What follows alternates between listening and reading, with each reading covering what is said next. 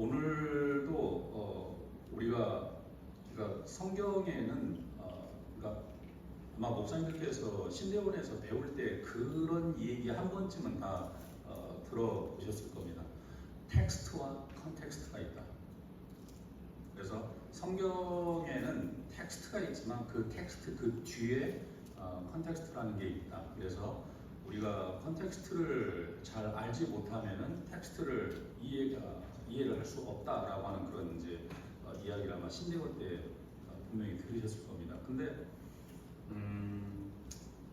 제가 이스라엘에 가서 공부를 하다 보니까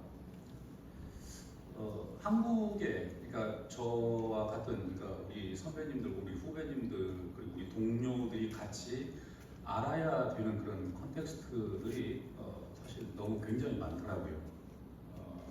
근데 그거는 우리가 성경을 100번을 읽는다고 해서 저절로 알 수 있는 게 아니에요. 그 절대로 모릅니다. 목사님들 그 성경에 나오는 뽕나무 보셨어요? 뽕나무. 그 뽕나무가 우리나라 옆집에 있는 그 우리나라 뽕나무로 혹시 생각이 되세요? 아니에요. 절대 아니에요. 전혀 다른 나무예요. 성경에 살구나무라고 나오죠? 그게 우리가 알고 있는 살구나무일까요? 아니에요. 전혀 다른 나무예요. 의미도 달라요. 의미도 전혀 우리가 생각할 수 없었던 그런 의미들이 있어요. 그것뿐만 아니라 우리가 이해를 하고 있는 그런 모든 어떤 그런 개념들 여기에도 전혀 다른 그런 의미들이 들어 있어요. 이제 우리가 오늘 같이 이 얘기를 할 건데 우리가 전혀 생각할 수 없었던 그런 그 텍스트들이 뒤에 있기 때문에 텍스트를 아무리 읽고 텍스톨로지를 아무리 잘해도 성경의 그 텍스트를 아무리 구성을 잘해서 그 텍스트별로 해서 그래서 의미가 이거다라고 이해를 할 수 이렇게 있을 것처럼 보이는데 근데 실상 그 뒤에 있는 그 원래 그 문화에서 그 사람들이 갖고 있었던 그런 생각이나 관점이나 그리고 그 의도나 이런 것들이 파악이 되지 않으면 아무리 텍스톨로지를 잘해도 이게 의미가 전달이 안 돼요. 그래서 제가 오늘 이제 우리 선배님들이랑 우리 후배님들이랑 같이 과연 히브리적 사고방식이라는 게 뭐고 그리고 왜 백그라운드 그 컨텍스트를 공부를 조금 해야 될 필요가 있는지에 대해서 이렇게 같이 뭐랄까요 살짝 이렇게 개발적으로 같이 이 얘기를 해보는 그런 시간을 좀 가지려고 합니다. 한번 띄워줘 보시겠습니까?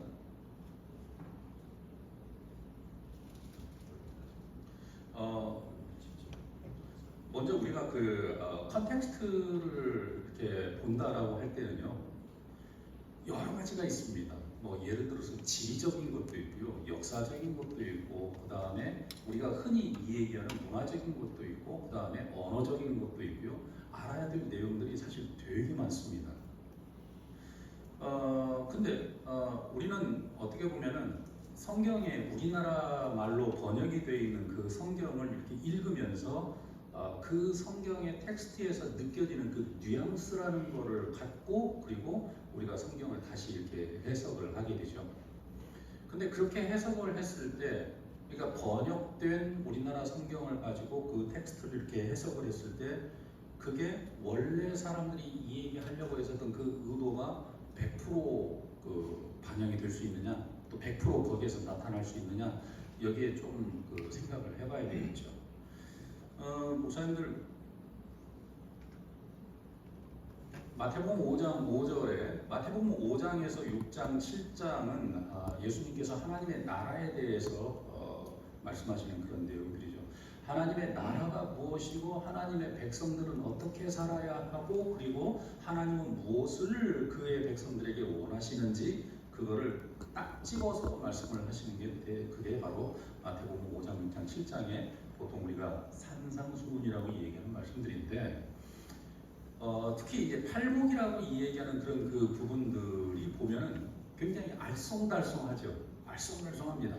이게 알 것 같기도 하고 모를 것 같기도 하고 이 의미일 것 같기도 하고 아닐 것 같기도 하는 그런 의미들이 굉장히 많이 있어요. 근데 그 중에 온유한 자는 복이 있나니 그들이 땅을 기업으로 받을 것이다 라고 이렇게 얘기를 합니다.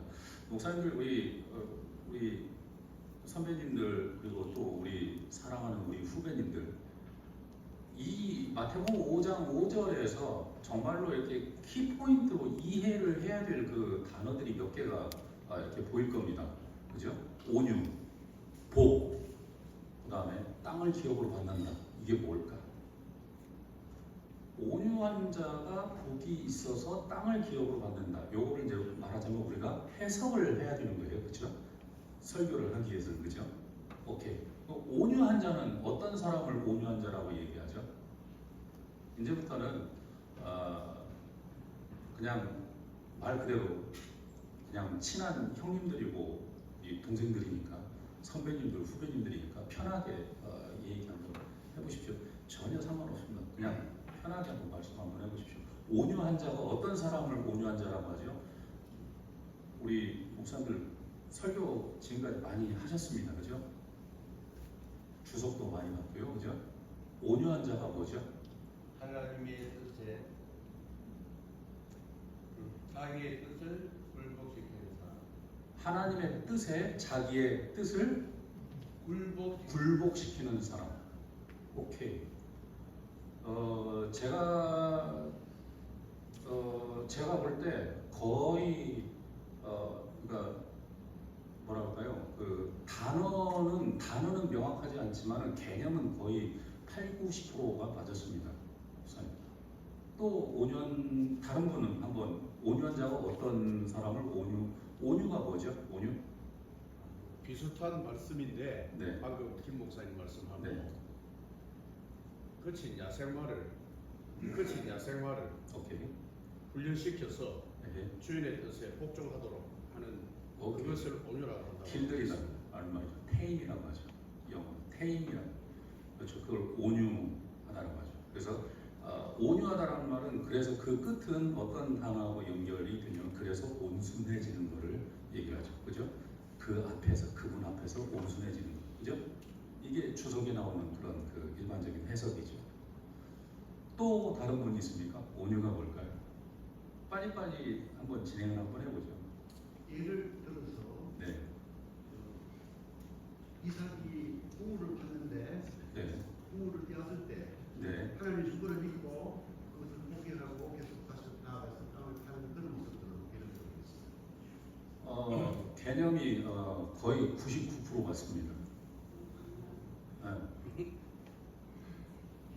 근데 일반적으로 그러고 보니까 우리 확실히 우리 선배님도 후배님들은 이 안목이 있으십니다. 일반적으로 온유를 뭐라고 표현을 하냐면은 온순하다, 미크하다라고 이렇게 표현을 하죠. 부드럽다, 그죠?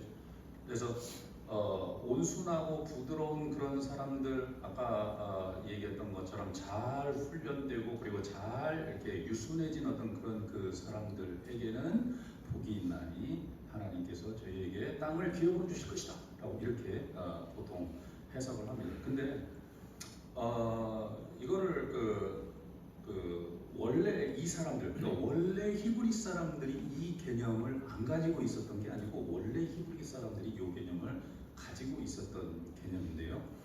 온유라는 그 개념이 원래 히브리 사람들이 갖고 있었던 그 개념에는 뭐냐면요, 고통을 당하는 겁니다.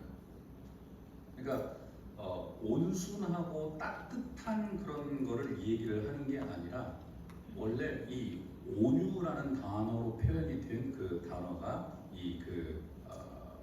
히브리어로 표현할 때는 아나빔이라는 그런 단어를 쓰는데 그거는 고통당하는 사람이라는 거예요. 고통당하는 사람.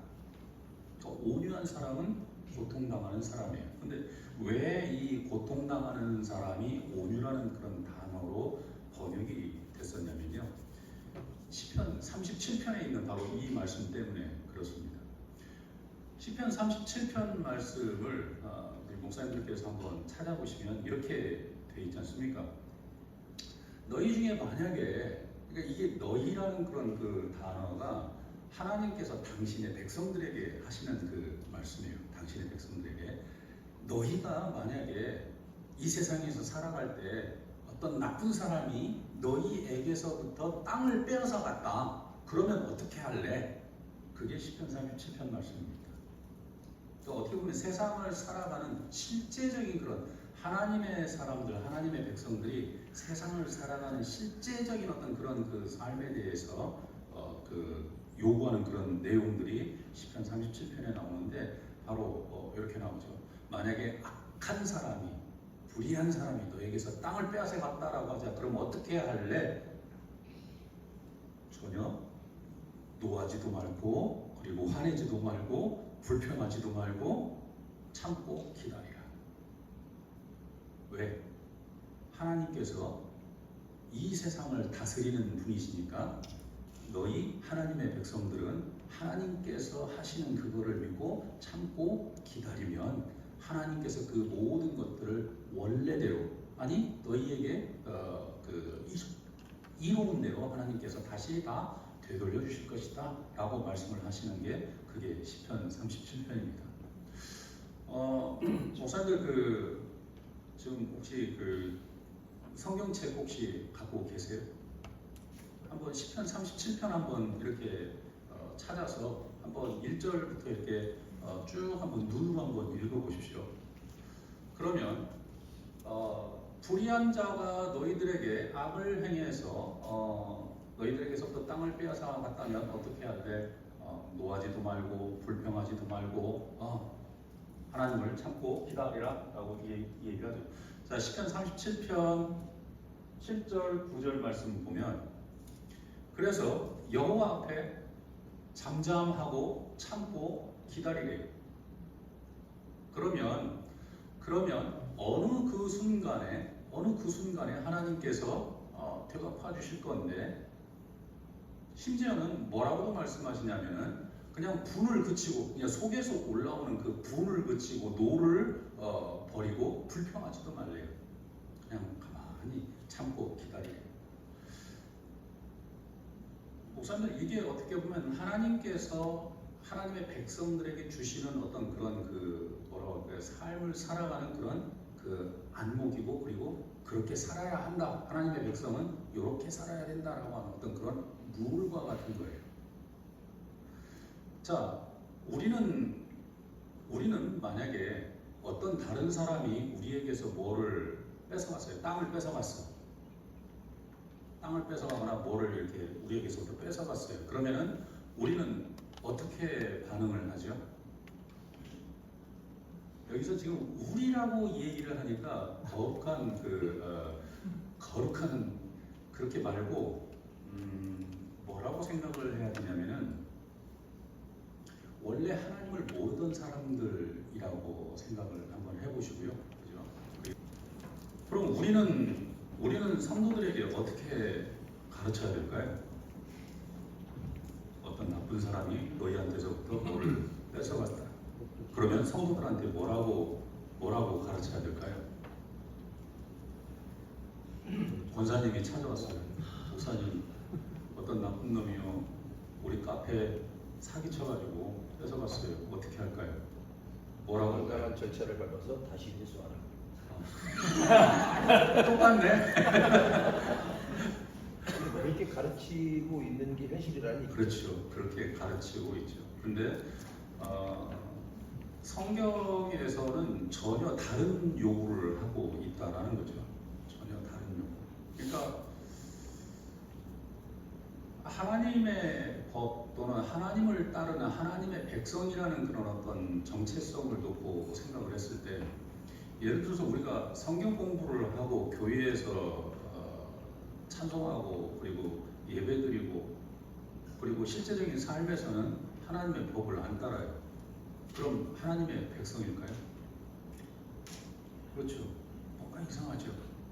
그러니까 하나님의 백성으로서의 삶이라는 건 대체 어떻게 살아야 되느냐 그거를 얘기를 해야 되는데 성경에서는 이렇게 어떤 특정한 어떤 그런 그 케이스를 딱 놓고 얘기를 하죠. 그 악인들이 너에게서부터 이렇게 했을 때 참고 기다리라. 오케이. 그럼 이제 참고 기다리는 그런 그 하나님의 법을 지키는 어떤 그런 그 관점에서 한번 생각을 한번 해보죠. 자, 뺏어갔어요. 그래서 성경에 보니까 시편 37편 말씀 보니까 참고 기다리래요. 그래서 참고 기다렸어요. 한 열흘 참으면은 그 나쁜 사람이 그거 돌려주나요? 안 돌려주죠. 돌려줄 것 같았으면 뺏어가지를 않았겠죠, 그죠? 안 돌려줄 겁니다. 그럼 한 달 참아야 될까요? 그별 의미가 없습니다. 언제까지 참아야 될까요? 줄 때까지 참아요? 쓸데없는 일이. 응? 언제까지 참아야 될까요? 목사님들께서 어떻게 보면 이게 목사님들께서 실제적으로 목표에서 이 얘기해야 되고 만날 수 있는 그런 상황들이기 때문에 성도들에게 분명히 그 뭔가 디렉션을 줘야 될 그런 상황이 될 거기 때문에 언제까지 참으라고 해야 될까요? 사실은 저 말씀은 목사님한테 어떤 결론을 내릴지 모르지만은 사실은 그냥 빼앗긴 것을 빼앗겼다고 생각하지 말고 그 꾸고자 하는 자에게 주라 했으니까 그냥 그 줬다고 생각하면서 때에 대한 기한을 두지 말고 하나님 일하실 것을 기다리라 뭐 그런 의미가 아닐까. 그게 만약에 한 10억이면 10억이든 100억이든 간에 10억이든 100억이든 간에 그래서 실천을 말하는 사람들, 디렉션하는 사람들이 어떻게 보면은 그래서 가르치는 자의 윤리라는 게 있어요. 그 무슨 말이냐면은 그러니까 쉽게 이 얘기를 하는데 듣는 사람은 그게 가슴이 찢어지는 내용이 알려주죠. 야, 10억 깔 거 없는 셈 치고 기다려. 나는 그렇게 이 얘기할 수 있는데 듣는 사람은 어때요? 목사님들 저는요, 제가 이스라엘에서 공부했다고 그랬잖아요. 석사 공부하고 그리고 박사 공부할 동안 제가 지금까지 그 강의하는 그런 내용들이 사실은 그때 다 공부를 해서 한국의 목회자들한테 정말 필요한 그런 내용들을 제가 다 수집을 해서 다 공부를 해서 만들어 놨었거든요. 근데 이제 그때 같이 공부를 했었던 이스라엘에서 같이 공부를 했었던 몇몇 친구들이 있어요.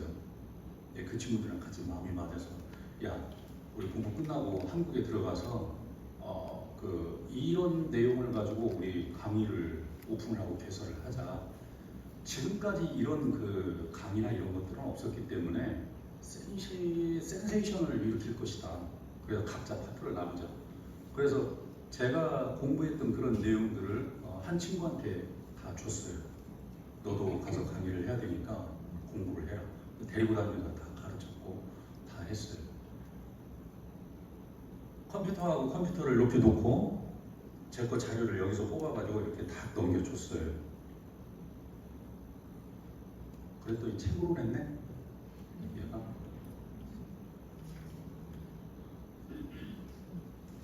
거기서 공부했던 모든 거를 다 처음부터 끝까지 다 책으로 냈네?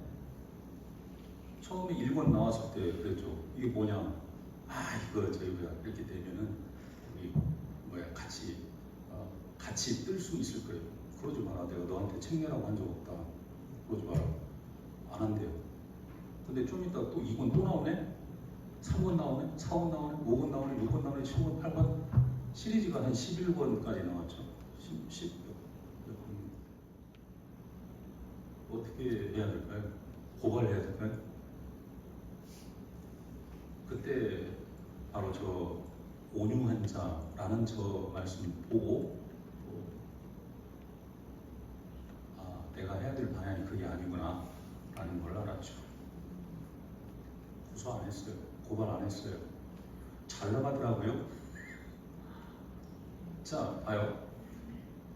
저 나쁜 놈이 나한테서 논을 뺏어갔는데요. 내 전부인 논 뺏어갔는데 그래서 저걸 어떻게 할까 그랬더니 하나님께서 뭐라고 그랬냐면 야, 참고 기다려라.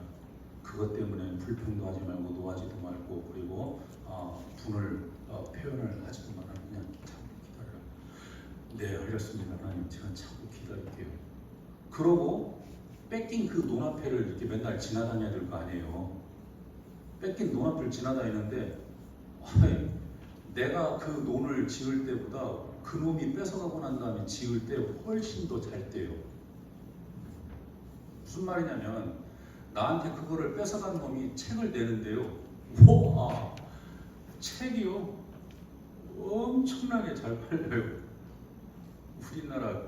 우리나라 기독교계에서 거의 뭐라 그럴까요? 한 획을 그을 정도로 책이 많이 팔렸어요. 그거를 바라보는 저는 어떨까요? 속이 어떨까? 아주 즐겁고 해피할까요?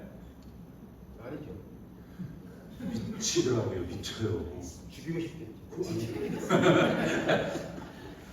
우리 표현을 제 대신 내주셔서 나쁜 놈 같은. 근데 이게 걔 이름을 들을 때마다 그러니까 그거를 잊어버리는데 한 5년 6년 잊어버린 게 아니고요. 잠잠해 그러니까 뭔가 좀 마음에 좀 이렇게 그 뭐랄까 그냥 다시 평정을 찾는데 걸리는 시간이 한 5, 6년 됐고요. 그 뒤에도 누가 지나가다가 그놈 얘기만 하면은요 이게 마치 시궁창 그 물 이렇게 쫙 이렇게 뒤집어가지고 하면 밑에서부터 쫙 올라오는 거 있지 않습니까? 그런 것처럼 막 다시 막 열올라서 막 그거까지 그 잠잠해지는데 거의 한 10년 걸리더라고요. 지금은 별로 그렇게 이렇게 휘저어도 별로 그렇게 올라오지 않아요. 제가 얼마 전에 생각을 해봤어요. 얼마 전에 생각을 해봤더니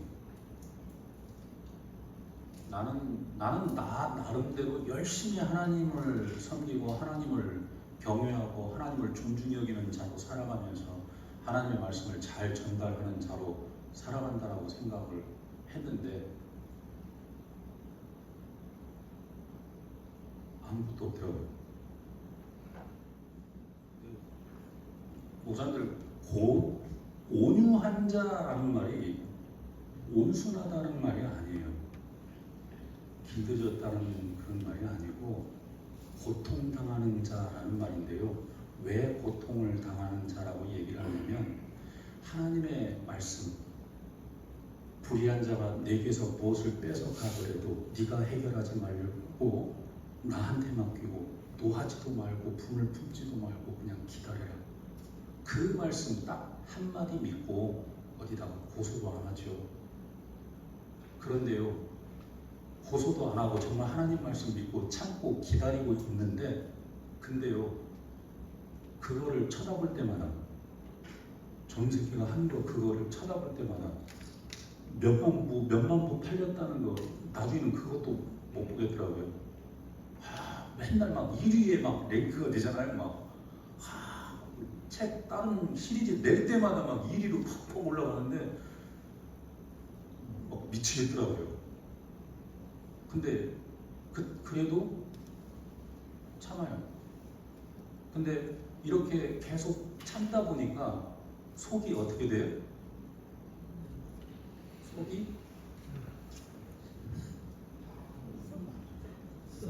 그렇죠. 썩어요.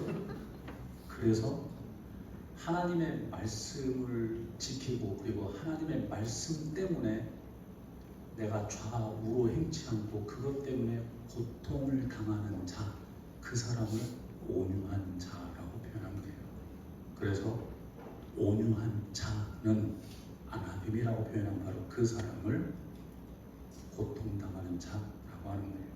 다른 것 때문에 고통당하는 게 아니고 하나님께서 말씀하신 바로 그거를 끝까지 지키면서 내가 좌우로 흔들리지 않겠습니다 라고 하면서 하나님께서 말씀하신 그것만 지키려고 할 때 그때 받을 수 있는 바로 그 고통들, 그런 고통들을 감내하면서 그런 감내를 1주일, 2주일, 3주일이 아니고요 1년, 2년, 3년이 아니고 5년, 10년, 15년 그래요. 어떻게 보면 내가 앞으로 15년 더 참아야 될지도 몰라요.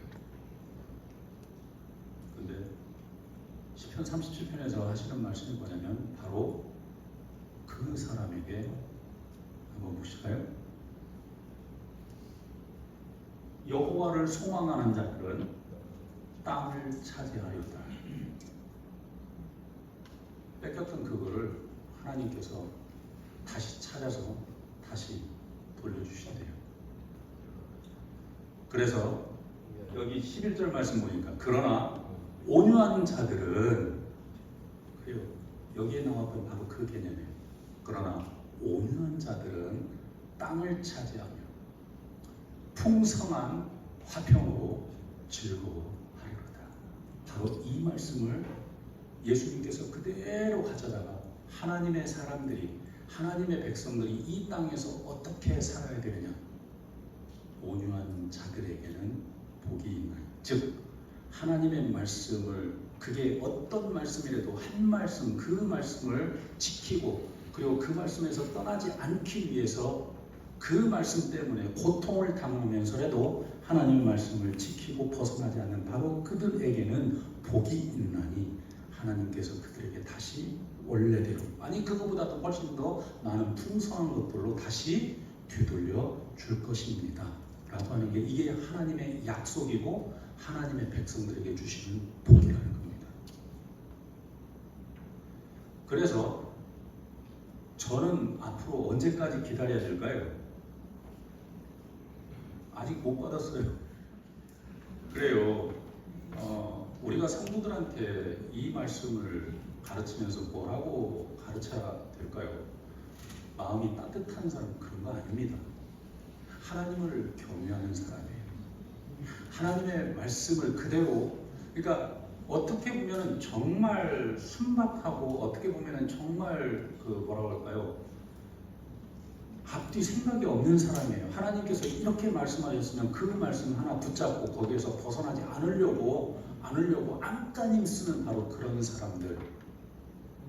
그래서 우리가 성도들을 가르칠 때 성도들에게 실컷 성경을 펴서는 이렇게 이 얘기를 하고 정작 실제 생활에서는 야 그때 야 고발해버려 라고 이렇게 가르치면 안 되겠죠.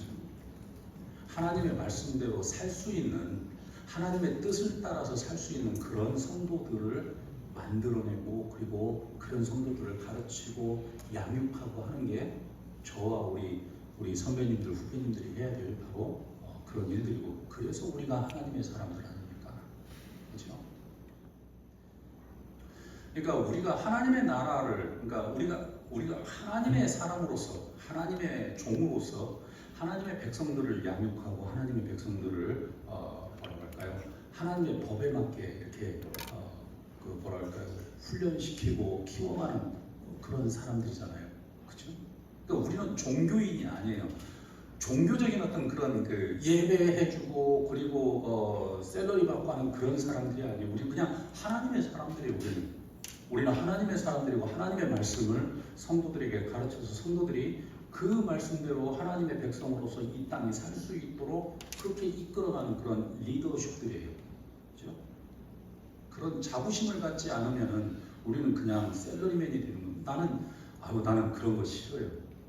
그래서 나중에 하나님 앞에 갔을 때도 야, 장 목사님 너는 세상에서 뭐 하다 왔냐? 저는 하나님의 사람들을 가르치고 그리고 하나님의 우리 동역자들과 함께 하나님의 나라를 잘 볼 수 있도록 함께 쉐어하고, 그래서 하나님의 나라와 하나님의 뜻이 이 땅에 이루어질 수 있도록 그렇게 사역하다 왔습니다라고 그렇게 말하고 싶어요. 그냥 교회에서 설교하고요. 그거 때리면은 그냥 월급 받고요. 그러다가 그냥 왔어요라고 이렇게 이야기하고 싶지는 않아요.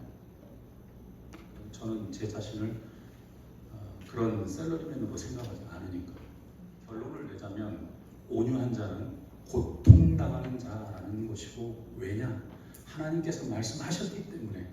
그래서 하나님의 백성은 그 말씀 안에서 벗어나지 않으려고 안간힘을 쓰면서, 심지어는 그것 때문에 가슴이 찢어지고 그리고 가슴이 썩어 문드러지는 한이 있어도 그 말씀에서 벗어나지 않는 바로 그런 사람들이 하나님의 말씀이기 때문에, 그래서 온유한 자는 고통당하는 자이면서 동시에 어떤 사람이냐면 하나님의 주권을 인정하는 사람, 하나님을 경외하는 사람, 하나님을 존중히 여기는 사람이 바로 온유한 자입니다.